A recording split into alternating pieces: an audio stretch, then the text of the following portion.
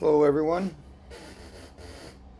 This is Sunday at 3:24, August 29th, 2021. 16 years ago, Hurricane Katrina, New Orleans. Let me read a short article here. Hurricane Ida blasted ashore Sunday as one of the most powerful storms ever to hit the U.S., rushing from the Louisiana coast toward New Orleans and one of the nation's most important industrial corridors. The Category 4 storm, with winds of 150 miles an hour, hit on the same date Hurricane Katrina ravaged Louisiana and Mississippi 16 years ago, coming ashore about 45 miles west of where Category 3 Katrina first struck. And we all know that the east side of a hurricane is the worst. The rising ocean swamped the barrier island of Grand Isle as landfall came just to the west of Port Chillon. Sorry about that. Ida made a second landfall about 2 hours later at Galliano. The hurricane was churning through the far southern Louisiana wetlands, with more than 2 million people living in and around New Orleans and Baton Rouge. This is not the kind of storm that we normally get. This is going to be much stronger than we usually see, and quite frankly, if you had to draw up the worst possible path for a hurricane in Louisiana, it'd be something very, very close to what we are seeing, Governor John Bel Edwards told the Associated Press. And you can find this article by going to the apnews.com website. Now, what I have found out is there's lots and lots of power outages. The pipeline that was closed down earlier this year is closed down again. One of the floating oil rigs in the Gulf, about 150 miles south of New Orleans, supposedly has broke free, but supposedly they had capped off all of the oil well drilling sites.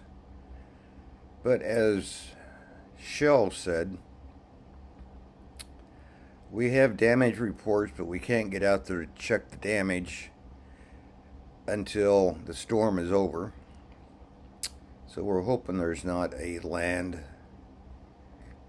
oil problem like we had a number of years back. I'm going to play a little bit of what is going on with the latest news from President Biden. Preparations for rescue and response. And the storm has made, as you know better than anyone, but I'm speaking to the public at large here, the storm made landfall a few hours ago, and it continues to rage and ravage everything it comes in contact with. And the storm is a life-threatening storm. Governor Edwards, an old friend, has characterized it as one of the strongest hurricanes, the strongest in Louisiana history since 1850. And its devastation is likely to be immense. We shouldn't kid ourselves.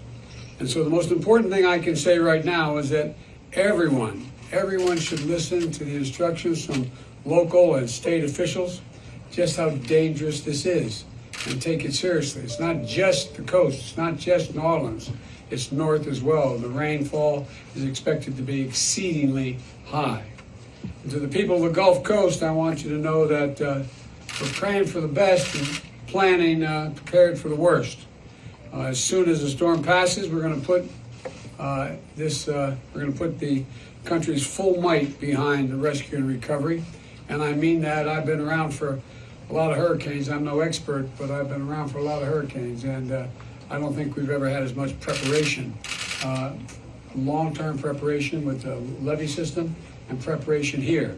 Thanks to the administrators' leadership and the hard work of the FEMA team, all of whom are gathered behind me, many of whom are gathered behind me.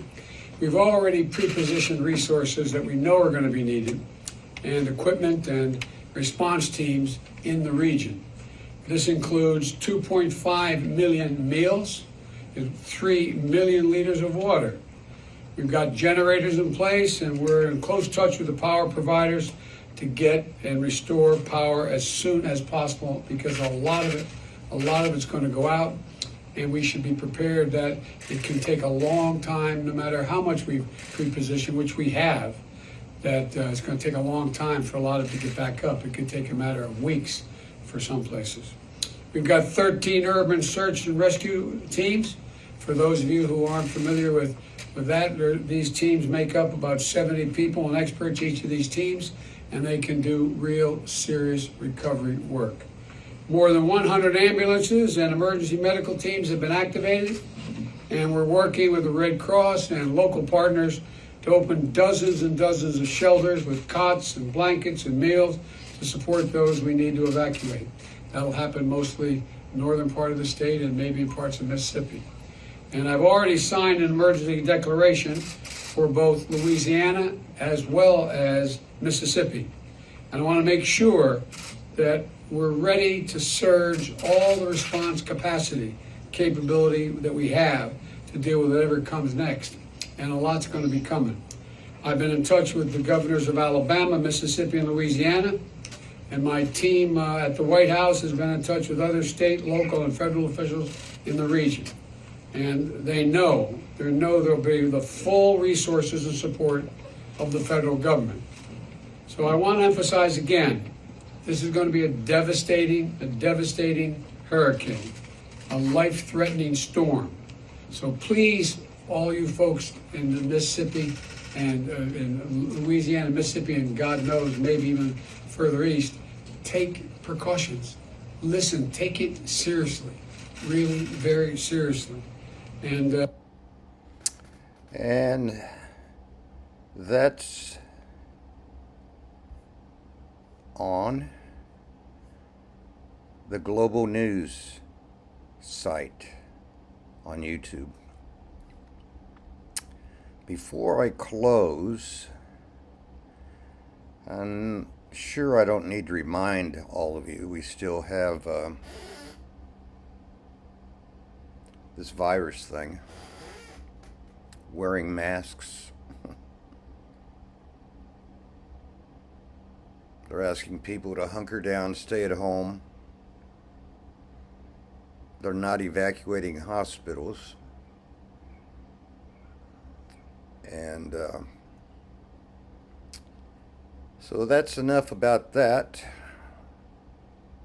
Final thing is tomorrow is August 30th, which will be August 31st, 2021, at the Kabul airport.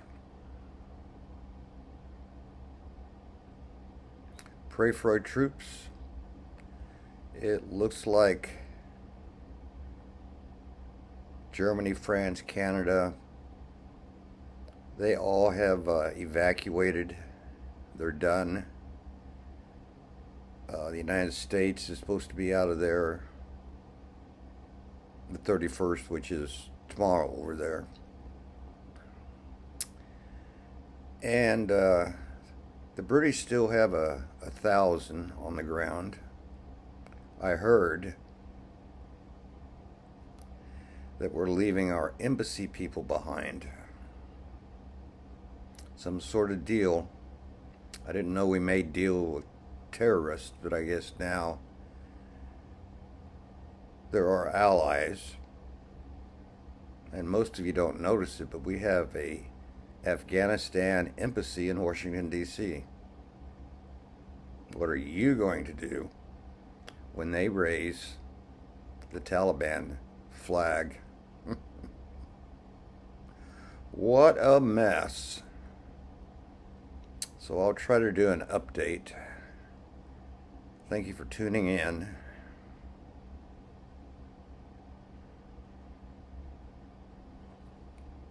Don't know what else to say.